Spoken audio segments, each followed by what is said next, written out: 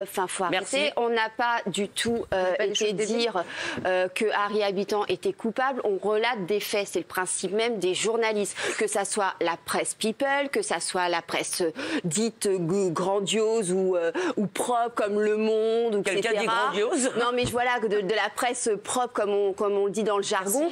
Quand, je veux dire, les affaires sur quand il y a eu l'histoire sur Gérard Depardieu, c'était Le Monde. On n'a pas eu de débat.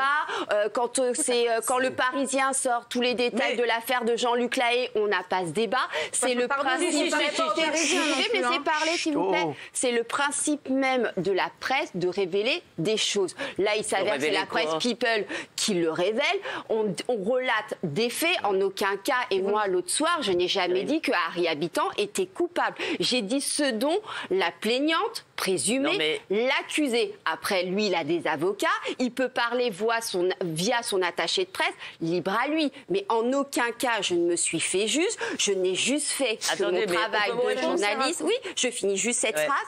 Juste mon travail de journaliste où j'ai relaté des faits. Alors attendez, d'abord, premièrement, il y a une chose sur laquelle vous avez raison, il n'y a aucune raison de s'en prendre juste à la presse people, Le Monde, Mediapart, etc. Il y a quelque chose qui ne va pas du tout. D'abord, c'est que les dossiers d'instruction maintenant, les PV de police et les dossiers d'instruction se retrouvent dans la presse, découpés en petits morceaux, avec chacun son petit bout, et que nous sommes conviés dans les chambres à coucher, ceux dont nous ne voulons pas. Donc il n'y a pas de raison d'incriminer plus la presse people. Merci. Quand vous dites on a révélé, excusez-moi, vous avez lu des dossiers d'instruction, ça me paraît pas être un travail. Non, vous savez pas le ce qu'on travail a fait. Le journalisme. Pardon, vous m'avez demandé de vous laisser parler. Je vais finir. Allez-y. Le travail d'investigation de nos... Alors, je ne connais pas le vôtre, donc je ne vais parler de ceux que je connais. Ça consiste quand même à aller bouffer avec des juges ou avec des flics et à balancer ce qu'ils vous ont donné. C'est quand même pas Sherlock Holmes. Hein, les révélations, il suffit tout simplement de révéler ce qu'on vous a raconté à un déjeuner. Alors franchement,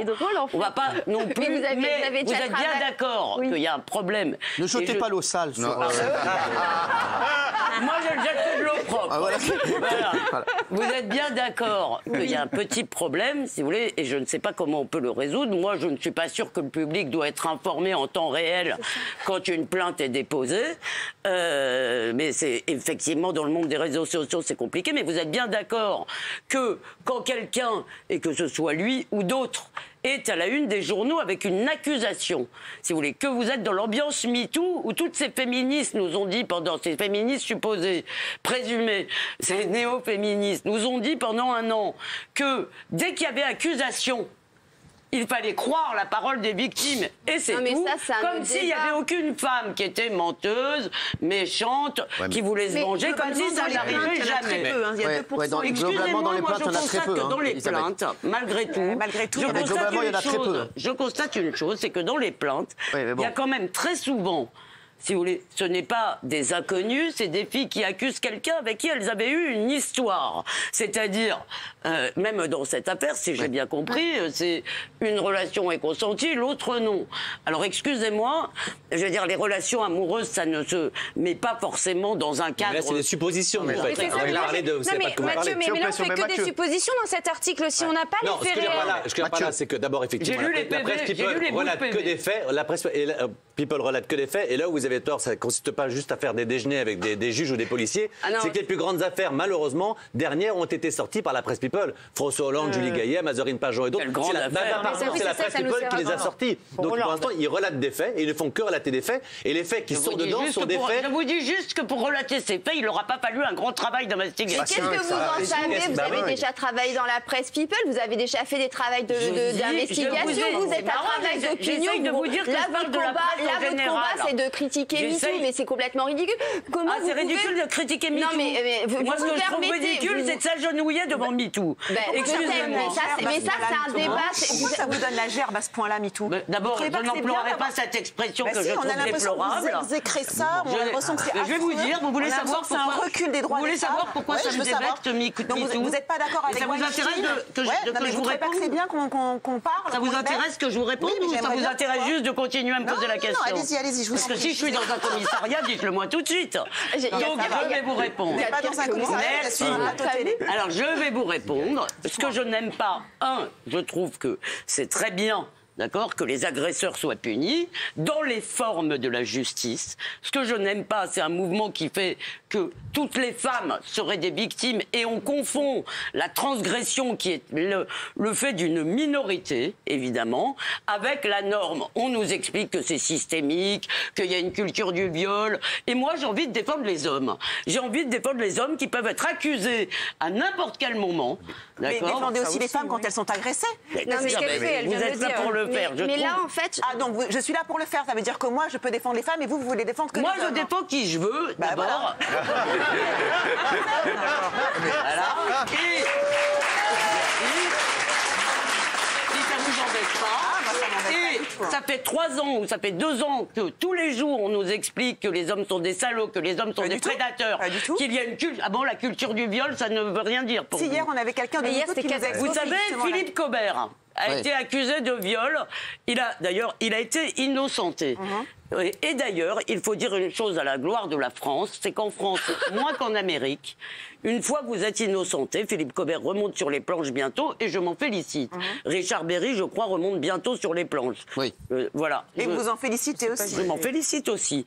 Mais il n'empêche, si vous voulez, que quand vous avez une réputation, quand vous avez... Je ne sais pas, par exemple, ce qui se passerait dans cette émission, si ça arrivait à l'un des chroniqueurs qui sont autour de cette table, d'accord, je ne sais pas ce qui se passerait, même s'il est innocenté, ou même s'il n'y a pas de procès, parce que nous a-t-on expliqué l'an dernier que la justice, ça se faisait sur les réseaux sociaux, que tu peux donc balancer des accusations sur les réseaux sociaux, et que voilà, c'est fini, c'est la justice. Eh bien non, on a mis 200 ans, 300 ans à construire une justice dans des formes. Présomption d'innocence, secret de l'instruction, tout ça est balayé, si vous voulez, au nom du fait que les femmes sur les réseaux sociaux, vous lui donnez raison?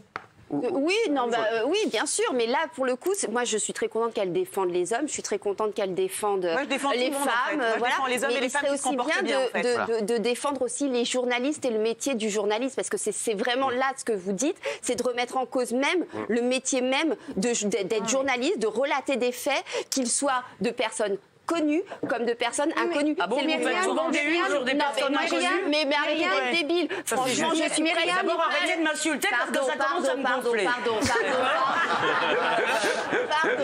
je voulais pas être insultante. Mais bon, vos propos sont débiles, mais parce que moi, vous me dites, je parle pas évidemment de gens inconnus, je fais de la presse people.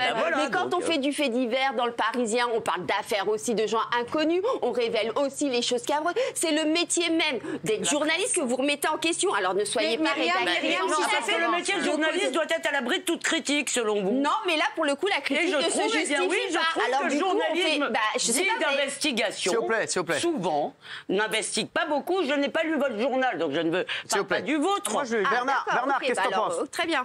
Moi, je pense que, curieusement, c'est peut-être la première fois que je suis d'accord avec Elisabeth Lévy.